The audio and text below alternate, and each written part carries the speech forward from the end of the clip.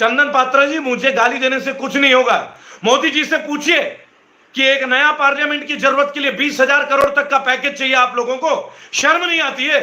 और कोरोना के लिए 35,000 करोड़ का प्रोजेक्ट, बस ये बजट है हम लोगों का। 135 करोड़ जनता के लिए 35,000 करोड़, और मात्र 500 विधायक और एमएलए और एमपीज के लिए 20,000 करोड़। ये भारत के लिए इंसाफ है। ये लोग भारत को इंसाफ दिलाएंगे, ऐसे लोग भारत को विश्वगुरु बनाएंगे।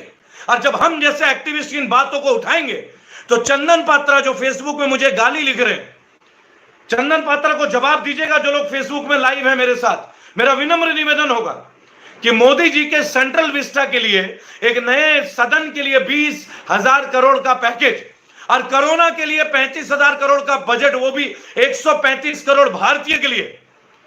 क्या ये मजाक हो रहा है क्या हम लोगों के साथ? हम लोगों के टैक्स के पैसे से आपको महल चाहिए, और हम लोगों के टैक्स के पैसे से हमें ऑक्सीजन का सिलेंडर ना मिले, और चले आप विश्व गुरु बनने, चले विश्व विजेता बनने।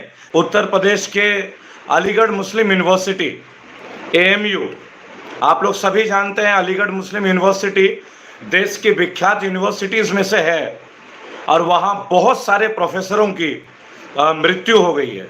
शिक्षक हैं, इस कोरोना पैंडेमिक में भी लगातार शिक्षावाद जो लोग हैं, जितने भी टीचर्स हैं, प्रोफेसर्स हैं, चाहे वो ऑनलाइन पढ़ा रहे हो, चाहे ऑफलाइन पढ़ा रहे हो, चाहे वो कैंपस में पढ़ा रहे हो, पहले तो आप लोगों को नमन है। और बहुत दुख के साथ बोलना पड़ रहा है मेरे दोस्तों कि उत्तर प्रदेश में बहुत सारे टीचर्स जिनको कोरोना में ड्यूटी में लगा दिया गया था, लगभग 500 से ज़्यादा शिक्षक जो हैं वो गुजर चुके हैं। 500 से ज़्यादा शिक्षक, और यह आंकड़ा बढ़ा ही है।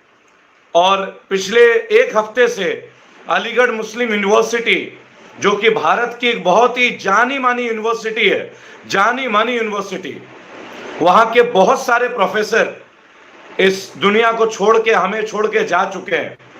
मेरा सभी से एक अनुरोध होगा कि इन सब के लिए प्रार्थना करें।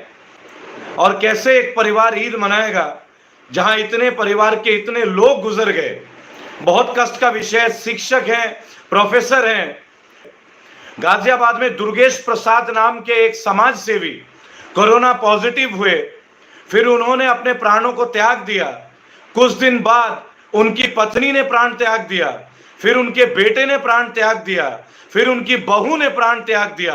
केवल 2 मासूम बच्चे बचे हैं, केवल 2 मासूम बच्चे। उनके सर से उनके दादा दादी, उनके पिता, उनकी माता, पिछले एक हफ्ते में 4 डेथ। और छोटी छोटी बच्चियां हैं जिनको अब बरेली उनके परिवार वालों के पास भेजा गया। दोस्तों, कभी जीवन में नहीं सोचा था कि ऐसा कुछ देखने का मौका मिलेगा कि दिमाग भी काम ना करे और दिल दहशत में हो जाए। मैं चाहूंगा आप सब लोग प्रार्थना करें। आज अलीगढ़ मुस्लिम यूनिवर्सिटी में इतने सारे प्रोफेसरों की मृत्यु हो गई दोस्तों, बहुत सारी प्रोफेसर, लगभग 25 से ज्यादा प्रोफेसर एक्सपायर हो चुके हैं। बहुत सारे परिवार वाले अभी पॉजिटिव हैं। गाजियाबाद में जिस परिवार की मैं बता रहा था, एक समाज सेवी है। अधिक हिंदू मुसलमान सभी समाज के लोगों के प्राण जा रहे हैं, कोई जातीयता धर्म की बात नहीं है। मैं चाहूंगा आप लोग इसके लिए सभी प्रार्थना करें, अपने घर में दुआ कीजिए, प्रार्थना कीजिए, तमाम लोगों के लिए प्रार्थना कीजिए जो हमारे बीच नहीं रहे। केवल एक बात बोलूंगा नम आंखों से कि गाजियाबाद में 2 बच्चियों के दादा दादी, माता पिता महज 4 दिन में गुजर गए। 2 छोटी छोटी बच्चियां, अगर उन्हें वक्त पे मेडिकल फैसिलिटी मिल जाती तो शायद उनके परिवार के 2-3 लोगों के प्राण अवश्य बच जाते। मैं अभी ये शिकायत नहीं कर रहा दोस्तों, सवाल शिकायत का नहीं है, सवाल एक दर्द का है। जिस दर्द से वो परिवार गुजर रहा है, 2 छोटी बच्चियां कैसे मैनेज होंगी, कैसे जीवन को देख पाएंगी, जिनके दादा दादी, माता पिता महज 4 दिन के अंदर उन्हें छोड़ के चले जाएं। आप उनके दर्द का अंदाजा लगा सकते हैं। आपको याद होगा केदारनाथ की जब त्रासदी हुई थी उत्तराखंड में, तब किस तरह हमने देखा था एक पिता के सामने उसके पुत्र की मृत्यु हो जाती है। मैंने अपने जीवन में कई सारी ऐसी घटनाएं देखी है, मैंने इनमें पार्टिसिपेट किया है। लेकिन आज जो देख रहा हूं ना, कभी ईश्वर ना करे दोबारा देखना पड़े। मैं आप सबकी अच्छी सेहत के लिए प्रार्थना करता हूं कि पुलिस वाले अपने घर परिवार की चिंता ना करते हुए हमारे लिए सड़कों में कम से कम उनकी रक्षा का सोचिए। वो बेचारे अपने घर के परिवार के सुख दुख में नहीं जा पा रहे हैं। सरकार ने सारी छुट्टियां रद्द कर रखी है पुलिस वालों की। प्लीज उनके बारे में भी सोचिए, प्लीज वो हमारे लिए काम कर रहे हैं, सड़कों में है। प्लीज विनम्र निवेदन होगा, मैं आप ही का बेटा हूं, आप ही का भाई हूं, मुझसे इस तरीके की मौतें देखी नहीं जाती और मुझे लगता है मैं किसी के जीवन का कोई हिस्सा बनूं। मैंने कई लोगों का दाह संस्कार में गया हूं अभी दोस्तों, संभवतः इसीलिए मेरी तबीयत भी खराब हुई है। देखिए चंदन पात्रा जी, आप मुझे गाली लिखते हैं, ये देखिए अभी फेसबुक में चंदन पात्रा है, ये मुझे चूतिया लिख रहे हैं। बताइए, मतलब अगर मैं किसी के लिए प्रार्थना कर रहा हूं, मैं चाहूंगा आप लोग चंदन पात्रा को जवाब दें। ये बीजेपी आईटी सेल के लोग हैं, क्योंकि अगर हम कुछ भी करें ना तो इनका पेट नहीं भरेगा, इन्हें पॉलिटिक्स ही दिखेगी। आपको लगता है कि मैं बीजेपी के खिलाफ हूं?